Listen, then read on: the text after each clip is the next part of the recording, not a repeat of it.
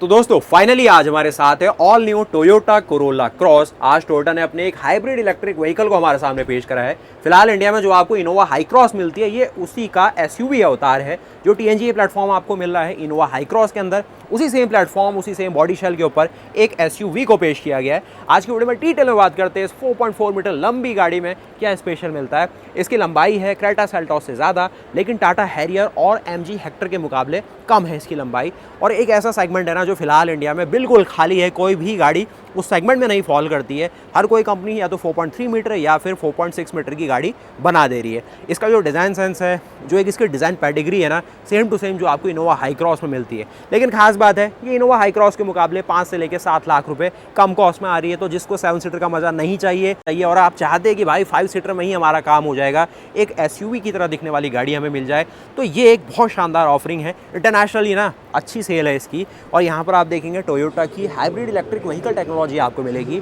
अब जो आपको इनोवा हाई क्रॉस में इंजन मिल रहा है वो है 2 लीटर पेट्रोल और उसमें आपको स्ट्रॉन्ग हाइब्रिड का सेटअप मिलता है। इसमें आपको जो कोरोला में इंजन मिलता था यानी कि 1.8 लीटर पेट्रोल, 200 सीसी कम है इसका डिस्प्लेसमेंट जो इनोवा हाई क्रॉस है उसके मुकाबले। लेकिन जो चैसी है, प्लेटफॉर्म है, टीएनजीए प्लेटफॉर्म है, वो बिल्कुल सिमिलर है। तो आज डिटेल में बात करते हैं आपकी all new Toyota Corolla cross hybrid electric vehicle अपने साथ क्या कुछ ऑफरिंग दे रहा है। डिज़ाइन में गाड़ी बहुत मॉडर्न है।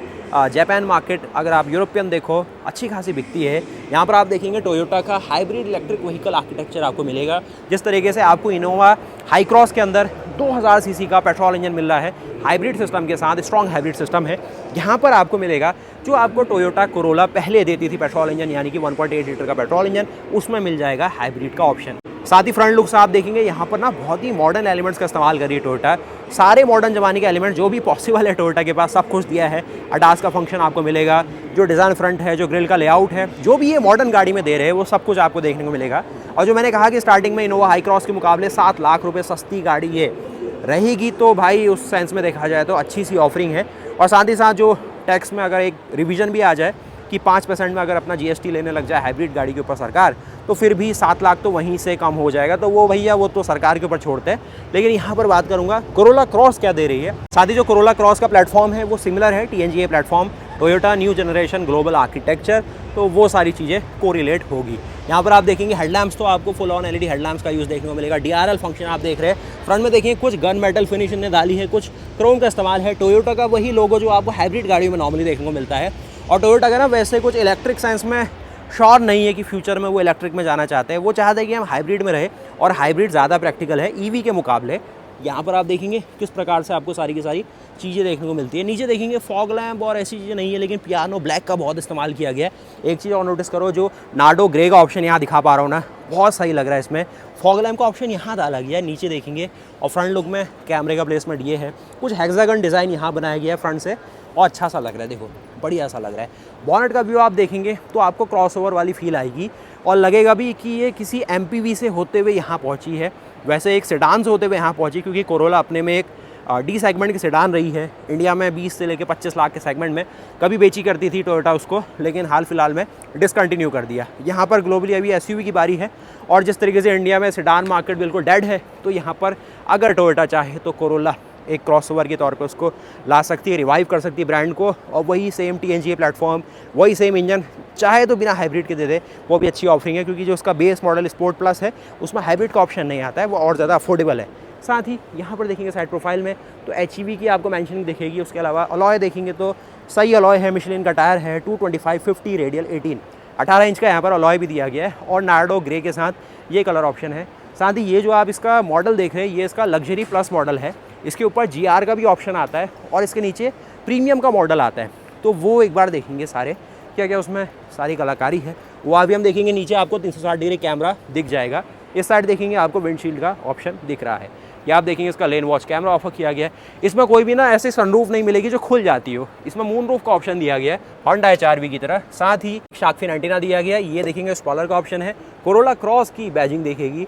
अब ये क्रॉस ये सब लगाने से कुछ नहीं होता। कोरोला ना अपने में बहुत बड़ी ब्रांड है और बहुत रिस्पेक्ट है इस ब्रांड के लिए। बहुत शानदार गाड़ी, जिस तरीके से होंडा सिविक है, हुंडई की एलांट्रा है, वैसे ही अपनी कोरोला क्रॉस भी है। थोड़ी सी टेल लैम्प जो डिज़ाइन है थोड़ा सा पुराना लग सकता है आपको। उसके अलावा एचईवी की बैजिंग स्टार्टिंग ही हमने यहाँ से करी थी कि पावर टेलगेट का ऑप्शन मिल जाता है इसमें। ये कुछ आप देखेंगे बूट स्पेस अगर आप देखें तो 300 से लेके 400 लीटर के आसपास का बूट स्पेस है। 40-60 का ऑप्शन आप देख पा रहे होंगे। ये देखेंगे अंदर का पूरा लेआउट बहुत प्रीमियम, 10 इंच के आसपास की स्क्रीन है, ऐसी दिखेगी। सनरूफ का ये कुछ मूनरूफ का लेआउट है जो कि यहाँ देख पाएंगे, और इस तरीके का सीटिंग लेआउट यहाँ आप देखने वाले। पार्सल सर्विस में मूवेबल फंक्शन के साथ आती है, जो कि आगे पीछे इस तरीके से ना आप मूव कर सकते हैं। थोड़ा सा इलास्टिक है तो वो अपने हिसाब से अपना जो स्पेस है वो बना लेगी। यहाँ देखोगे तो भैया इतना स्पेस यहाँ रखा गया, ये स्टायरोफोम रखा गया, तो ये थोड़ा सा कॉस्ट कटिंग मेजर हो गया। थोड़ा और बेटर, थोड़ा सॉलिड मटेरियल डाला जा सकता था। स्टायरोफोम उतना ज़्यादा रिलायबल नहीं रहेगा जितनी ये गाड़ी की लाइफ 10-15 साल तो ईजिली होगी। कुछ यहाँ पर आपको ऑटो क्लोज़र स्टार्ट मिल जाएंगे। ये देखेंगे इसके पावर टेल गेट के सारे ऑप्शन सही है, ऑफरिंग सारी, और कुछ सेफ्टी फंक्शन भी है इसमें। उसके अलावा अगर आप नीचे चले, क्योंकि देखो भैया नॉर्मल हाइब्रिड व्हीकल है तो कोई भी ऑल व्हील ड्राइव का ऑप्शन, ये सारी चीज़ें तो नहीं रहेंगी, और फ्रंट व्हील ड्राइव का ही ऑप्शन रहेगा। बाकी नीचे अगर आप आएंगे तो यहाँ पर आपको नॉर्मल टॉर्जन बीम मिलेगी, कोई वैसा नहीं कि ऑल व्हील ड्राइव का सेटअप मिल जाए। और इस साइड देखें तो ये खुलना तो नहीं है भाई, प्ले बहुत ज़्यादा है, और यहाँ पर आपको मिल जाता है इसका फ्यूल फिलअप का सिस्टम। अब बात करूँ इसकी फ्यूल इकोनॉमी की, तो यहाँ पर जो फ्यूल इकोनॉमी टोयोटा ने हमसे क्लेम करी ये है 23.3 kmpl, यानी कि 23 kmpl का माइलेज। इतनी बड़ी 4400 mm लंबी गाड़ी दे रही है ग्लोबली, जो कि बहुत ज़्यादा रिस्पेक्ट वाली बात है। मेन चीज़ होती है हाइब्रिड गाड़ी में वो है माइलेज। कोई भी बंदा माइलेज के लिए ही हाइब्रिड गाड़ी ले रहा है, नहीं तो भैया पेट्रोल में घूमेंगे हर कोई। मेन चीज़ है माइलेज, तो 23.3 kmpl के आसपास ये क्लेम कर रहे हैं, ऑफिशियल क्लेम है, ऐसा ही नहीं है। दिखाता हूँ आपको 23.3 kmpl का माइलेज यहाँ पर ये क्लेम कर रहे हैं। 100 किलोमीटर चलने के लिए ये गाड़ी लेने वाली है 4.3 लीटर का पेट्रोल, तो अपने में भाई बहुत अच्छी बात है। उसके साथ ही कलर ऑप्शन के नाम पे भी, ये जो कलर ऑप्शन है ना, इसका नाम आपको दिखेगा cement grey metallic colour option, तो सीमेंट से इंस्पायर है। अब अंबुजा है या ACC है वो कंफर्म नहीं है, लेकिन cement grey metallic colour option इसका नाम है। गाड़ी की लंबाई 4.4 मीटर है, और उसके साथ ही 23 kmpl का माइलेज है। प्रॉपर 5 सीटर है, ठीक ग्राउंड क्लियरेंस है शहरों के हिसाब से, और दिखने में भी गाड़ी मॉडर्न है, उससे बेहतर क्या चाहिए। अब बात करेंगे पावर ट्रेन, क्या इंजन ऑप्शन है, क्या गियर बॉक्स है, वो सारी चीज़ें, और कुछ और छोटी मोटी चीज़ें देखें तो फ्रंट में देखेंगे यहाँ पर आपको पार्किंग सेंसर, ये सारी चीज़ें हैं। ADAS के फंक्शन प्रॉपर मिल जाएंगे। चलते हैं इसके अंदर। अब दिखने में ना गाड़ी उतनी इम्पोजिंग वो फॉर्च्यूनर वाली फील तो नहीं आएगी, लेकिन फिर भी एक स्मार्ट व्हीकल के तौर पे बहुत सही है। और जो 1798 सीसी का आपको हाइब्रिड इंजन मिल रहा है, पुरानी कोरोला में जो इंजन आता था उसी को रीमॉडिफाई करके ECVT के साथ उसको देके क्या कुछ कहानी बन रही है वो देखोगे। उसके साथ ही ये देखो भाई अंदर का पूरा डैशबोर्ड का लेआउट, हार्ड प्लास्टिक भी है, सॉफ्ट टच भी है, और कुछ आयरन इंस्पायर्ड डिस्प्ले भी डाली गई है। ये देखेंगे आप यहाँ पे स्टीयरिंग का यूज़, इस तरफ देखेंगे आपको पैनल के तौर पे ये सॉफ्ट टच, ये स्टिचिंग, ये सॉफ्ट टच, ये सारी चीज़ें आप देख सकते हैं। खुलने में अच्छा डोर ओपन हो गया इसका, और जो अपना यहाँ पर इलेक्ट्रिक सीटिंग है वो आप देखेंगे। अब आप कहते हैं ना मॉडलर फ्रेम क्या होता है, मॉडलर फ्रेम क्या होता है? मॉडलर फ्रेम एक तरीके से यही होता है, जो मन करा कंपनी का वो बना दिया। सेडान चाहिए सेडान मिलेगी, क्रॉसओवर चाहिए क्रॉसओवर, SUV चाहिए SUV, या फिर हैचबैक भी, कोरोला हैचबैक भी आई थी वो भी मिल जाएगा। साथ ही देखो और क्या कहानी है, ये थोड़ा सा यूरोपियन मार्केट को पकड़ना चाहते हैं तो ऐसे कुछ डिज़ाइन एलिमेंट दे रहे हैं, हम पसंद नहीं करेंगे इंडिया में, हमें चाहिए खुला बिल्कुल बढ़िया सा। और यहाँ पर देखेंगे ये सीट कुशनिंग ये थोड़ी और बेहतर हो सकती है, परफोरेशन के फंक्शन है इसमें, और ऐसा कुछ डिफरेंट मटेरियल है। यहाँ पर देखेंगे आप, देखेंगे ऊपर सनरूफ के सारे ऑप्शन, आप बैठ जाते हैं अंदर, कुछ और स्टार्ट होने वाले वो आप यहीं से देख लेना। और साथ ही आपको यहाँ का डैशबोर्ड का लेआउट दिखाते हैं, ये देखो गोल गोल आपको स्टीयरिंग मिल जाएगा, इसमें डी कट फंक्शन नहीं है। इस तरीके से आपको डायमंड शेप में टोयोटा का इम्बोज लेते हुए एक अच्छा सा ना एयरबैग का मॉड्यूल है। इस साइड वाइपर है, अपना हेडलैम्प्स के ऑप्शन, आइलैंड इंस्पायर्ड डिस्प्ले जो फोर्ड इको स्पोर्ट में भी मिलता था ऐसा दिखेगा आपको। इस साइड देखेंगे सॉफ्ट टच, बढ़िया सा लेदर यूज़ किया गया। यहाँ पर देखो सॉफ्ट रिलीज के साथ ये ऑफर किया गया। आगे हल्का सा बॉनेट मिलेगा आपको, ये मिल जाता है आपको, डे नाइट फंक्शन है, ऑटोमेटिक सनरूफ के सारे फंक्शन और कंट्रोल यहाँ डाल दिए गए। अभी की इसकी यहाँ अवेलेबल नहीं है, जस्ट गाड़ी अनवील करी ने, तो मैंने कहा भैया दिखाया जाए आपको। तो यहाँ पर आपको लाइट के साथ ये चीज़ें डाली गई है। बाकी उसके अलावा आप देखो मेरा हेडरूम इस प्रकार, भैया अपना हेडरूम, ये देखेंगे शोल्डर रूम। गाड़ी में अंदर स्पेस बहुत ज़्यादा है, थोड़ा सा ये है कि मैं नीचे की ओर बैठा हुआ हूँ, सिर्फ उतना ही पॉइंट है, लेकिन फिर भी जो हैरियर और XUV 700 आपको देती ना वही सब स्पेस है। स्टार्टिंग नोट में बताता हूँ, प्राइसिंग इसकी 30 लाख से शुरू हो रही है। एक हाइब्रिड इलेक्ट्रिक व्हीकल के लिए ठीक ठाक है। इंडिया में अगर आप ग्रैंड विटारा भी देखो तो लगभग 16 लाख रुपये 17 लाख रुपये एक शोरूम में टोयोटा और ये मारुति पकड़ के चलते हैं। ये गाड़ी उससे लगभग दुगनी प्राइस में और थोड़ा सा ज़्यादा साइज़, लेकिन टोयोटा का दमदार 1.8 पेट्रोल इंजन अपने हाइब्रिड के साथ मिल रहा है। और वो सारी चीज़ें आपको पावर और सारी बैटरी मॉड्यूल समझाता हूँ एक बार। तो मैं भैया इसका ब्रोशर ही उठा लाया, अब आप कहेंगे भाई ब्रोशर से हम क्या करें, हमें आप ही समझा दो। तो ये देखो, ये है इसका, पहले तो ये देखिए इसका डायमेंशन है 4460 mm इसकी लंबाई है, 1825 mm इसकी चौड़ाई, 1620 इसकी हाइट आपको मिल जाती है। और यहाँ पर इसका व्हील बेस मिल जाएगा। जो GR स्पोर्ट है ना, उसमें बम्पर का डिपार्टमेंट चेंज है तो थोड़ी लेंथ उसकी चेंज है, चैसी वही है। साथ ही ग्राउंड क्लियरेंस इसकी 161 mm मेंशन करी गई है, जो कि कम है, बहुत कम है। और 5.2 मीटर इसका टर्निंग रेडियस है। 36 लीटर का फ्यूल टैंक ये लोग दे रहे हैं हाइब्रिड के साथ। और नॉर्मल अगर आप 1.8 पेट्रोल ले लेंगे, कोई स्ट्रॉन्ग हाइब्रिड नहीं, फिर आपको मिलेगा 47 लीटर का फ्यूल टैंक, क्योंकि तेल ज़्यादा लगेगा उसमें। अब कहानी शुरू होती है इंजन की।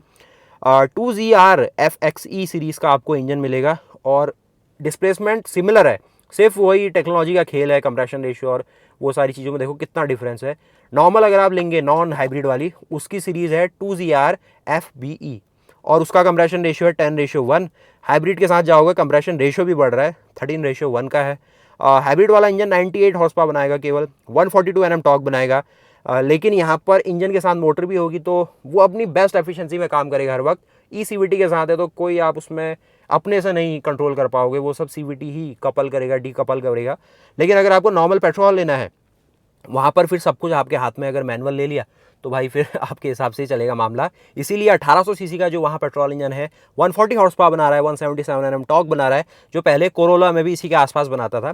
ये तो बात है नॉर्मल पेट्रोल मॉडल, जो अभी दिखाया भी नहीं इनने, और बहुत सस्ता भी होगा एक तरीके से, 20-25 लाख की रेंज में रहेगा ग्लोबली भी।